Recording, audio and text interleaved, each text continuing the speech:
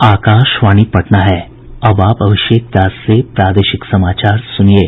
पहले मुख्य समाचार। एनडीए की आज पटना में हो रही है बैठक में नई सरकार के गठन की रूपरेखा पर होगी चर्चा।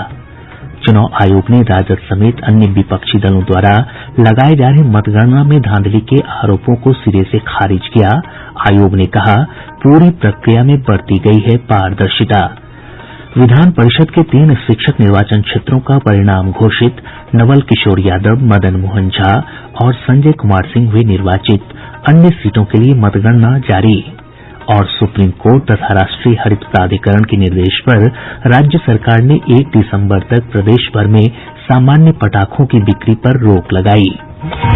बुलेटिन की शुरुआत इस संकल्प के साथ।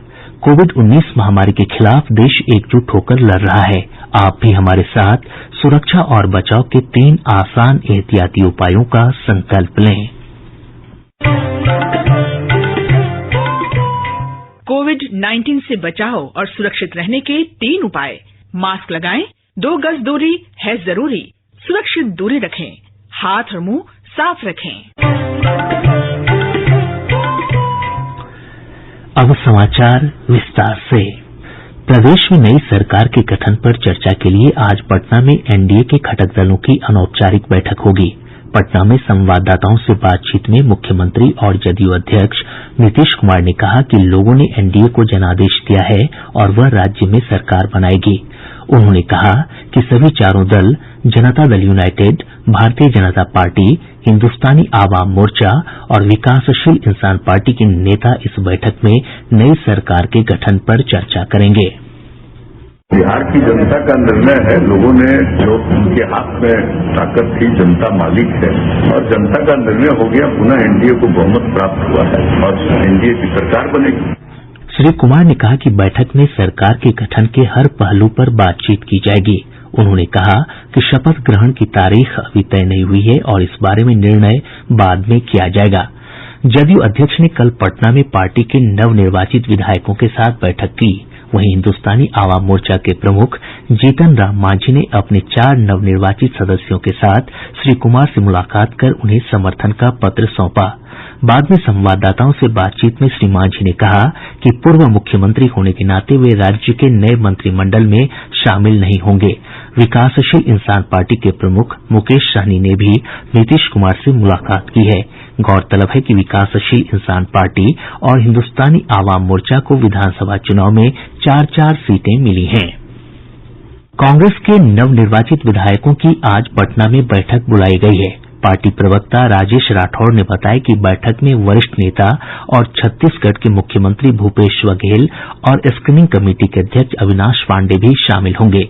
उन्होंने बताया कि सभी नवनिर्वाचित विधायक पटना पहुंच गए हैं।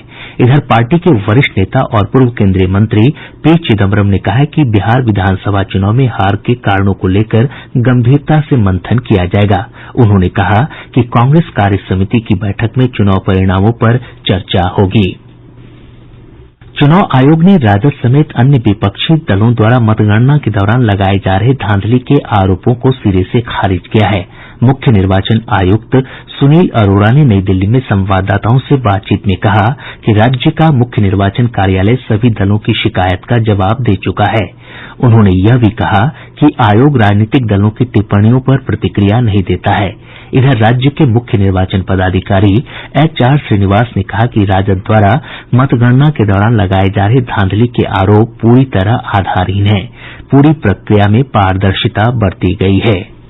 ये कोई बोला था, नहीं बोला था, कोई बोलने से कोई कैंडिडेट जीत हार नहीं होता है। अल्टीमेटली कितना मत किसको प्राप्त है उसके आधार पर हार जीत तय होता है। तो इस तरह से बोलना कि नहीं हमको और वैसा बोल दिए थे, जीत गए आपने, उसके बाद हार गए हम लोग, ये तो कहीं भी नहीं टिकेगा।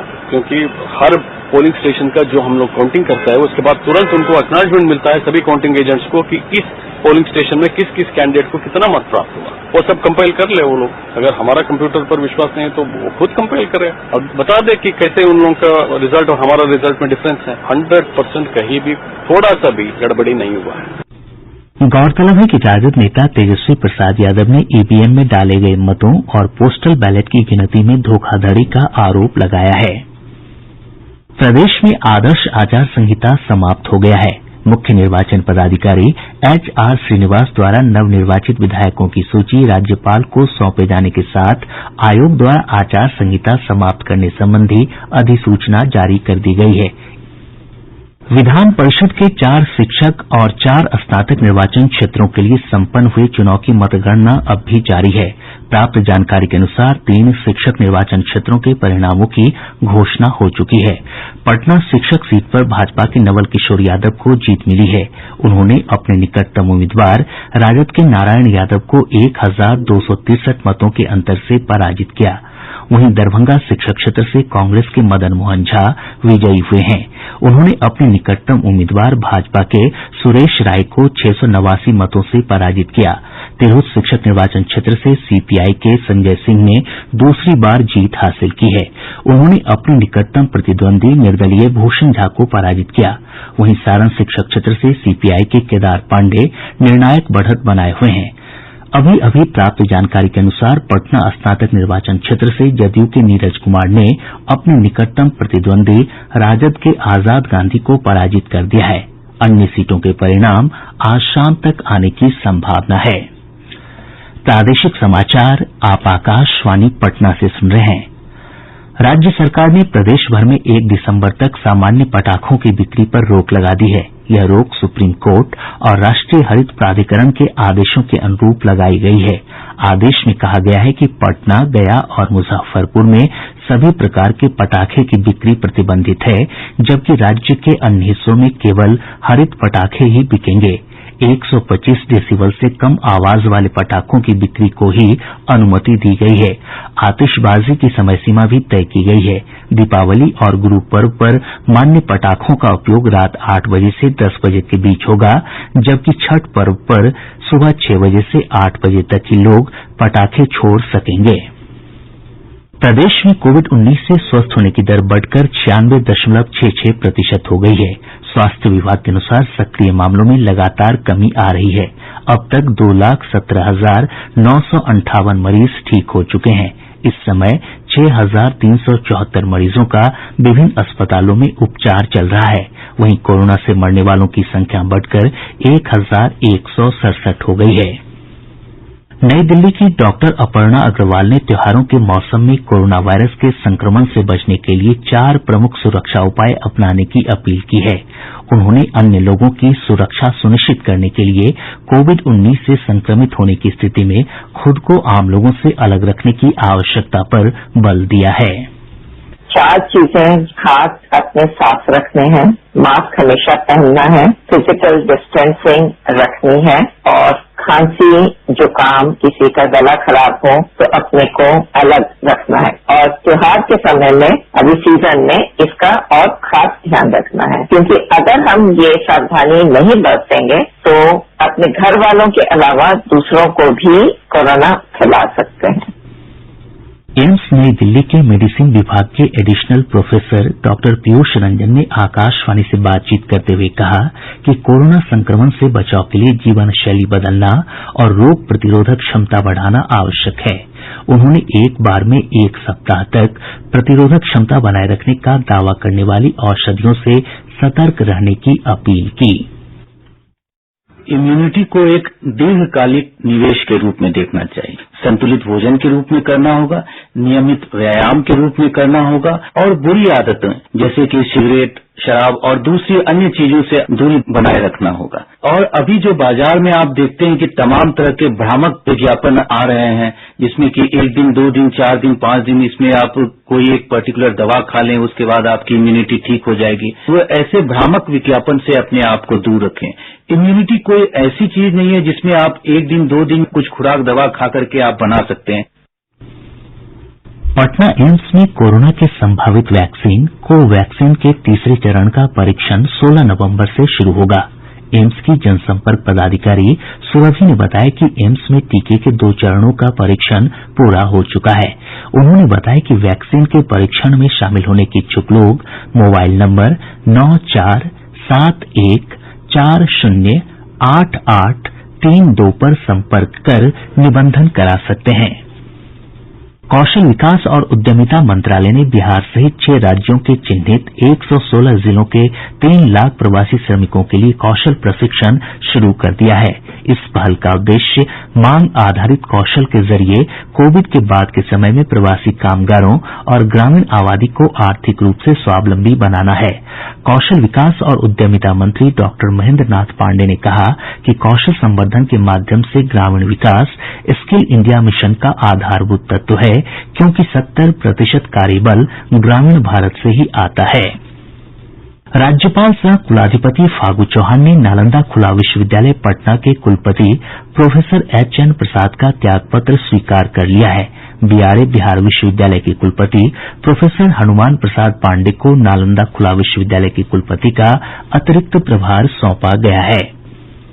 मुजफ्फरपुर के मुसहरी में लूटपाट के लिए इकट्ठा हुए अपराधियों और पुलिस के बीच हुई मुठभेड़ में 2 अपराधी घायल हो गये। दोनों को गिरफ्तार कर लिया गया है। इनके पास से कई हथियार भी बरामद किये गये हैं।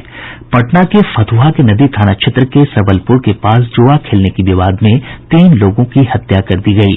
पुलिस मामले की जांच कर रही है। पूर्वी चंपारण जिले के पिपराकोठी थाना क्षेत्र के हरपुर चंवर में मछली मार रहे 3 युवकों की करंट लगने से मौत हो गयी। अब पटना से प्रकाशित प्रमुख समाचार पत्रों की सुर्खियां। आज के सभी समाचार पत्रों ने मुख्यमंत्री नीतीश कुमार के बयान से जुड़ी खबरों को प्रमुखता से प्रकाशित किया है। हिन्दुस्तान ने लिखा है, भाजपा भ्रम फैलाने वालों पर लेगी फैसला नीतीश। दैनिक जागरण ने इसी खबर को सुर्खी बनाते हुए लिखा है, जदयू विधायकों से मिले मुख्यमंत्री, कहा एनडीए की आज होने वाली बैठक में तय होगी शपथ की तारीख।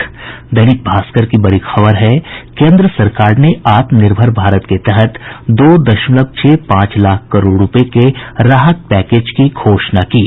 प्रभात खबर ने लिखा है, चौतरफा घिरी कांग्रेस, तारिक और दीपंकर ने खड़े किए सवाल।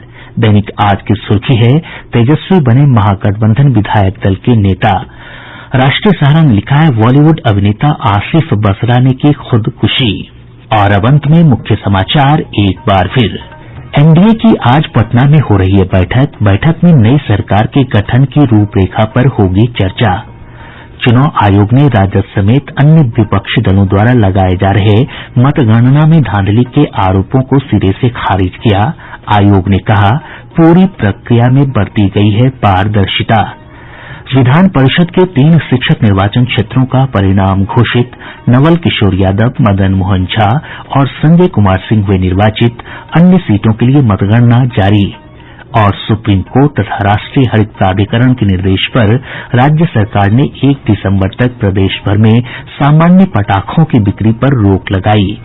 इसके साथ ही आकाशवाणी पटना से प्रसारित प्रादेशिक समाचार का ये अंक समाप्त हुआ।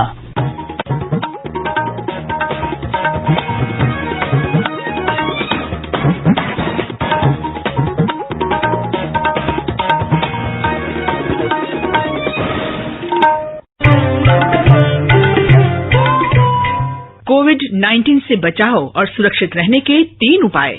मास्क लगाएं, 2 गज दूरी है जरूरी, सुरक्षित दूरी रखें, हाथ और मुंह साफ रखें।